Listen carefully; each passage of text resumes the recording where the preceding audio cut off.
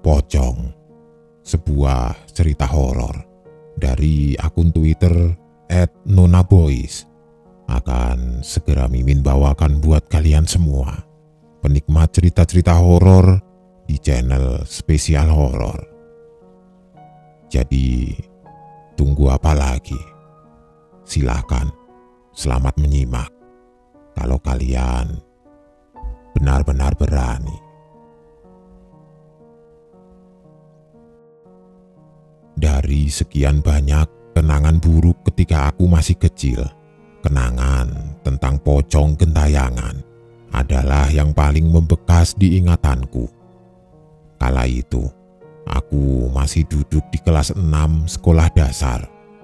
Dan sekarang, umurku sudah menginjak 27 tahun. Yang berarti, kejadian tersebut sudah lewat 15 tahun yang lalu. Yang kuingat, desaku sangat jauh dari kata aman semenjak kejadian naas yang menimpa seorang warga. Sebut saja namanya Pak Kim. Pak Kim adalah seorang buruh kasar yang bekerja serabutan. Suatu hari, dia mendapat pekerjaan untuk memanjat pohon kelapa milik warga yang berlokasi di belakang sekolahku. Tidak ada yang tahu bagaimana kronologi kejadiannya, karena saat ditemukan tubuh Pak Kim sudah tidak lagi bernyawa. Orang-orang terdekat beliau berkata kalau Pak Kim memang kurang sehat, namun demi memenuhi kebutuhan keluarga, Pak Kim pun nekat memaksakan diri. Pak Kim terjatuh dari pohon kelapa dengan posisi kepala menghantam batu besar yang ada di bawahnya.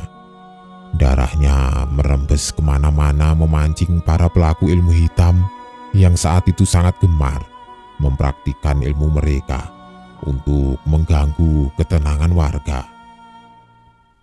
Satu hari setelah jasad Pak Kim disemayamkan, desa kami berubah menjadi sangat mencekam. Rumah-rumah warga sudah tertutup rapat di atas jam 10. Padahal biasanya mereka baru akan masuk ke rumah masing-masing menjelang tengah malam. Hal itu dikarenakan oleh adanya warga yang melihat penampakan pocong menyerupai Pak Kim. Pocong Pak Kim kerap sekali muncul di depan rumah warga, mengguncang jendela kamar dengan sangat keras, sehingga beberapa orang terkadang merasa terkecoh seakan-akan sedang terjadi gempa. Mereka yang terkecoh akan berlari keluar dari rumah untuk menyelamatkan diri. Namun, siapa sangka mereka justru mendapati pocong Pak Kim sedang menanti di depan rumah. Kejadian ini dialami sendiri oleh keluarga yang bertetangga dengan Pak Kim. Pocong Pak Kim mengeluarkan suara yang sangat aneh, seperti geraman hewan buas. Guru-guru, bahkan murid-murid di sekolahku sering mendengar suara-suara aneh di belakang kamar mandi sekolah, yang mana letaknya tidak begitu jauh dengan lokasi tewasnya Pak Kim. Biasanya suara aneh itu terdengar pada tengah hari saat kelas terakhir sedang berlangsung. Pak Anhar, nama samaran, hampir setiap malam mendapat gangguan. Beliau adalah salah satu warga yang membopong mayat Pak Kim menuju rumah sakit menggunakan becak. Becak milik Pak Anhar sering menyala dengan sendirinya saat larut malam. Selain itu, Pak Anhar juga mengaku kalau dia melihat pocong sedang melompat-lompat di atas becaknya. Kejadian yang paling menghebohkan adalah ketika pocong Pak Kim muncul di depan belasan warga yang sedang berkumpul. Kebetulan, desa kami sedang mengadakan acara. Salah satu warga akan menikah. Seperti acara di desa-desa pada umumnya, para anak muda hingga bapak-bapak akan berkumpul sekedar ngopi sambil main batu. Orang-orang di sana seketika dibuat panik dan berlari kocar-kacir masuk ke rumah si pemilik acara. Bahkan saat semua orang keluar beramai-ramai, Pocong Pak Kim masih berada di tempat semula, seakan sengaja ingin menakut-nakuti. Kejadian itu bukan pertama kalinya Pocong Pak Kim menampakkan diri di tempat ramai. Sebelumnya dia juga pernah muncul di depan kedai kopi dan menakut-nakuti anak muda yang sedang pada nongkrong. Aku tentu saja takut mendengar kejadian-kejadian yang menimpa orang-orang di sekitarku.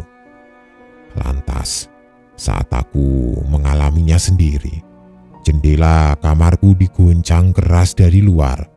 Aku pun tidak ragu untuk merengek pada abangku agar membawaku tinggal bersamanya. Dan begitulah akhirnya aku selamat dari teror pocong Pak Kim.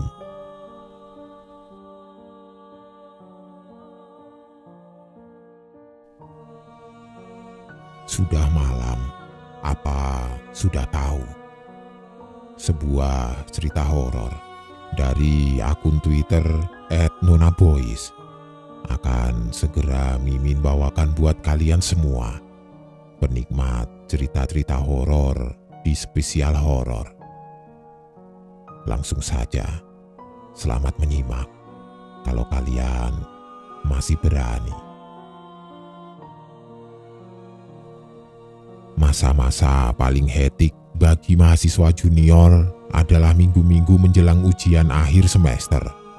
Jadwal kuliah yang padat, tugas-tugas yang menumpuk, belum lagi harus berurusan dengan praktikum. Namaku Tia, mahasiswa MIPA Biologi semester 3. Saat ini, aku dan kedua temanku, Sarah dan Ayu, sedang beristirahat di bawah pohon besar fakultas. Meskipun pohon tempat kami berteduh diyakini ada penunggunya, tapi masa bodoh. Kepala kami sedikit pusing gara-gara mengikuti midterm dadakan. "Tih, katanya sudah ada?" Sarah bertanya dalam posisi setengah berbaringnya. "Ya ampun, aku lupa. Bagaimana ini yuk?" Sahutku sedikit panik. Jadwal kuliahku hari ini sangat padat dan aku tidak punya waktu sekedar mencari bahan praktikum untuk esok hari. "Nanti malam kita cari sama-sama bagaimana? Aku juga belum punya nih." Sarah ikut menyahut. Aku bernafas lega akhirnya. Setidaknya aku tidak sendiri. Setelah sepakat untuk bertemu nanti malam, kami pun beranjak menuju ke kelas karena kuliah berikutnya akan segera dimulai. Dan saat malam tiba, aku mengirim pesan singkat pada Ayu sekedar bertanya di mana dan jam berapa kami harus bertemu. Ayu ingin aku menjemputnya ke kosan, lalu menjemput Sarah setelahnya. Kebetulan kos Sarah tidak jauh dari lokasi yang hendak kami tuju. Karena sudah waktunya sholat isya, aku pun memutuskan untuk sholat terlebih dahulu. Setelah selesai sholat, aku lanjut makan malam, kemudian pergi menjemput Ayu ke kos gadis itu. Ayu sudah menungguku di depan gerbang kosannya. Dia tersenyum lebar, lalu berlari ke arahku. "Tadi Sarah chat aku, katanya dia lagi sakit perut." Ayu memulai obrolan di sela-sela langkah kami menuju ke kos Sarah. "Dia jadi ikut kan?" balasku. "Tidak tahu, chatku belum dibalas sampai sekarang. Mending kita jumpain dia ke kos saja." Aku mengangguk setuju dengan usulan Ayu. Setauku, Sarah memang jarang mengecek pesan di ponselnya. Sesampainya kami di kos Sarah, gadis itu justru sedang asik menyiram tanaman. "Loh, Sar, katanya lagi sakit perut," sapaku lebih dahulu. Sarah tersenyum lembut menanggapi ucapanku. "Perutku sudah baik kan? Kita pergi sekarang ya, biar pulangnya tidak terlalu larut," sahutnya kemudian. "Iya nih, sudah hampir jam 9, Ayu ikut menyahut.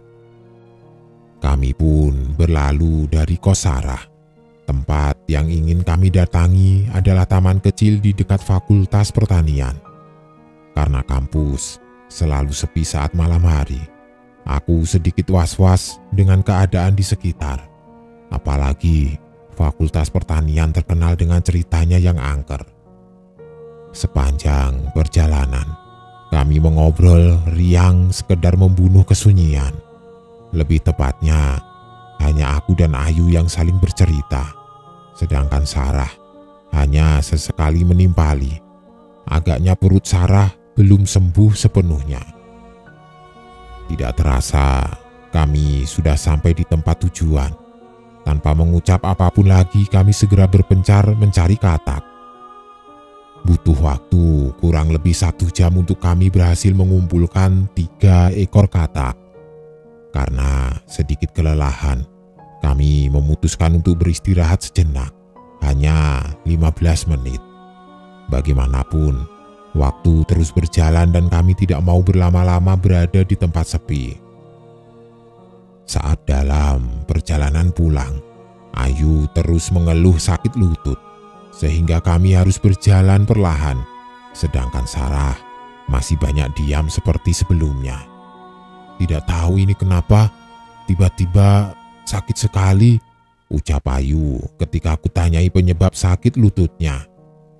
Sar, masih sakit ya perutnya? Kok dari tadi diam saja? Aku kembali melempar pertanyaan pada temanku yang lain. Namun sosok yang ditanyai membalas pasif. Sarah hanya tersenyum kecil tanpa mengucap sepatah kata pun. Aku dan Ayu saling mencuri pandang, sedikit bingung dengan sikap Sarah. Padahal dia tampak baik-baik saja dan tidak kesakitan. Karena terlarut-larut dengan pikiran sendiri, ponselku tiba-tiba terlepas saat mendarat di atas aspal. Refleks, aku berjongkok untuk meraih ponselku. Namun, tidak sengaja, kedua mataku menangkap sesuatu yang sangat menakutkan. Sarah melayang. Tubuhku bergetar ketakutan saat menyadari kaki Sarah sama sekali tidak menapak di atas permukaan aspal. Aku berusaha agar tetap tenang. Kami masih berada di lingkungan kampus dan aku tidak mau membuat Ayu pingsan di tempat jika dia mengetahui hal ini. Yuk, jalan lebih cepat lagi, bisa kan? Tanya aku. Kenapa Ti? Lututku masih sakit ini, balas Ayu. Tidak ada apa-apa, aku takut kita kemalaman, alibiku. Sarah masih diam dengan pandangan lurus ke depan. Demi Tuhan, aku sangat ketakutan sekarang. Bisa kan yuk? Aku mulai mendesak Ayu. Meski sudah berusaha keras agar Ayu tidak curiga, namun suara bergetarku terdengar begitu kentara. Kamu kenapa? Alis Ayu menukik tajam, menandakan dia sedang penasaran. Tidak ada apa-apa, hanya ingin cepat sampai karena hari sudah sangat malam, sahutku masih mempertahankan alibiku. Sudah malam, apa sudah tahu. Jantungku seakan turun ke lambung.